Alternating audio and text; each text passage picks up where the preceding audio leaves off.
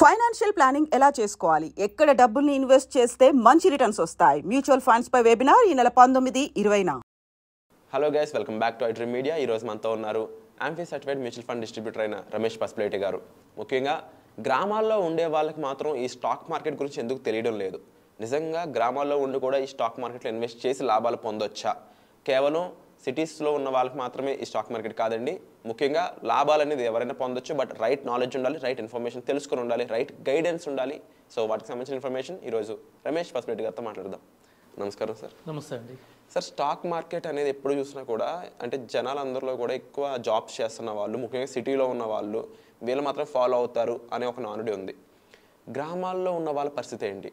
ఇప్పుడు మన ఆడియన్స్ ఎవరైతే మన వీడియో చూస్తున్నారో వాళ్ళు ఎవరైనా విలేజెస్ నుంచి చూస్తున్నా లేకపోతే టౌన్స్ నుంచి చూస్తున్నా వాళ్ళు స్టాక్ మార్కెట్లో ఇన్వెస్ట్ చేయాలంటే తెలుసుకోవాల్సిన విషయాలు ఏంటి, వాటి గురించి చెప్తారు? డెఫినెట్గా అండి. మెయిన్ విలేజెస్లో వచ్చేసి కొంచెం అవేర్నెస్ తక్కువ ఉంది. ఈక్విటీ మార్కెట్స్ కానివ్వండి, మ్యూచువల్ ఫండ్స్ కానీ వాళ్ళకు కొద్దిగా ఈక్విటీ ఇన్ఫర్మేషన్ తక్కువ వచ్చే అవకాశం ఉంది. ఎందుకంటే వాళ్ళకి అక్కడ ఫైనాన్షియల్ ఎక్స్పర్ట్స్ అవైలబిలిటీ కానివ్వండి, లేకపోతే ఈక్విటీ మార్కెట్ సంబంధించిన ఇన్ఫర్మేషన్ డెఫినెట్గా తక్కువ ఉంటుంది. సో దానికోసం వాళ్ళు ఏం చేయాలంటే ఎక్కువ మ్యూచువల్ ఫండ్స్ మీద డిపెండ్ అవ్వాలి. మ్యూచువల్ ఫండ్స్ మీద ఇన్వెస్ట్ చేయడం బెటర్. మ్యూచువల్ ఫండ్స్ కూడా మంచి రిటర్న్ ఇచ్చినాయి. లాస్ట్ 5 years చూస్తే చాలా ఫండ్స్ 30%, 25% ఇలాంటి రిటర్న్ ఇచ్చాయి లాస్ట్ 5 yearsగా. సో లాస్ట్ 3 years కూడా చాలా ఫండ్స్ 30% అబవ్ రిటర్న్ ఇచ్చాయి. సో ఫస్ట్ ఆఫ్ ఆల్ ఏంటంటే వాళ్ళు ఇన్వెస్ట్ చేసేటప్పుడు ఒకటి మైండ్లో పెట్టుకోవాలి. ఇప్పటికి కూడా ట్రెడిషనల్ ప్లాన్స్లో కానివ్వండి, లేకపోతే ఎఫ్డీల్లో ఇన్వెస్ట్ చేస్తున్నారు, లేకపోతే ఆర్డీల్లో ఇన్వెస్ట్ చేస్తున్నారు, పోస్ట్ ఆఫీస్లో ఇన్వెస్ట్ చేస్తున్నారు. వాళ్ళకి అక్కడ ఎంత వస్తుందంటే 6-7% వస్తుంది. 6-7% వస్తే ఎందుకు సరిపోదు, ఎందుకంటే ఇన్ఫ్లేషనే 6-7% ఉంది. సో వాళ్ళ వెల్త్ గ్రో కాదు, వాళ్ళు ఎక్కడున్నారో అక్కడే ఉంటారు. సో కొద్దిగా రిస్క్ తీసుకొని ఇన్వెస్ట్ చేయడం ద్వారానే రిటర్న్ పొందొచ్చు. సో దానికి ఈక్విటీ ద్వారా ఇన్వెస్ట్ చేయాలి.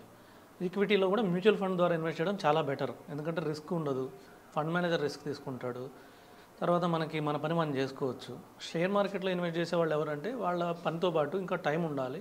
వాళ్ళ షేర్ పెరుగుతుందా పడిపోతుందా, ఈ షేర్స్ ఎప్పటికప్పుడు రివ్యూ చేసుకుంటూ ఉండాలి. ఇంత టైం ఉండదు చాలామంది. విలేజెస్ మెయిన్ విలేజెస్లో ఎవరి పని వాళ్ళకు ఉంటాయి, అంత వాళ్ళ పని వాళ్ళు ఉంటారు.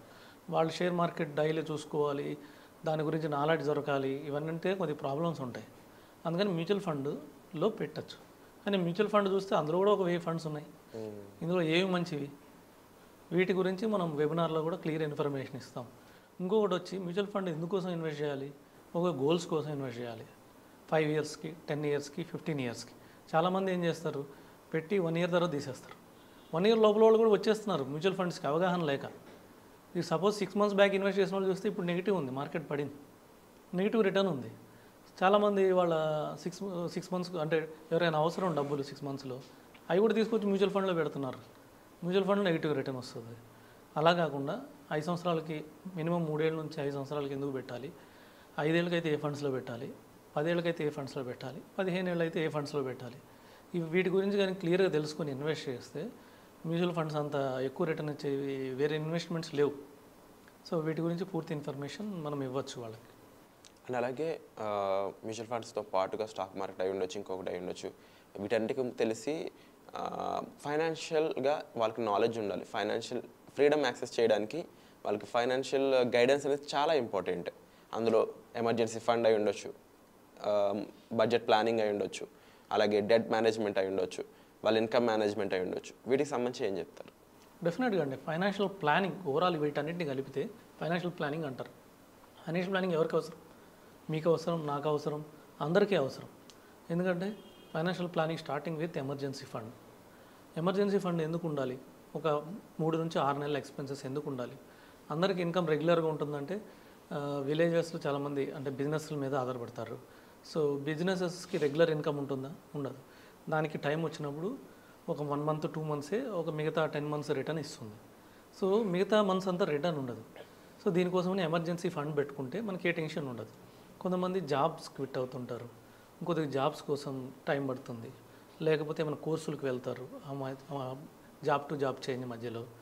వీటి కోసం ఆ టైంలో ఇన్కమ్ ఆగిన ఖర్చులు ఆగవు.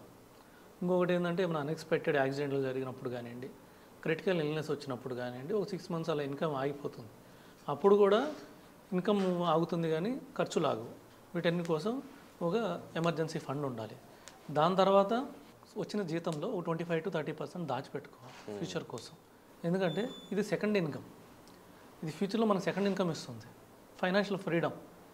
మనం 15,000 కానీ దాచిపెట్టుకొని 15 ఏళ్ళు దాచిపెట్టుకుంటే 1 crore అవుతుంది. 1 crore మనం 1% విత్డ్రా చేయొచ్చు అక్కడ నుంచి. అంటే ₹1,00,000 విత్డ్రా చేసుకుంటే వెళ్ళిపోవచ్చు. అంటే 15 ఏళ్ళ తర్వాత మనం ఇన్కమ్ శాలరీ ఉన్నా లేకపోయినా, బిజినెస్ ఉన్నా లేకపోయినా నెలకు ₹1,00,000 విత్డ్రా చేసుకొని దాని మీద ఆధారపడవచ్చు. లేదు 15,000 పెట్టాల్సిన వాళ్ళు కష్టమైతే 10 ఏళ్ళు కూడా పెట్టుకొని స్టెప్అప్ చేసుకుంటూ పోవచ్చు.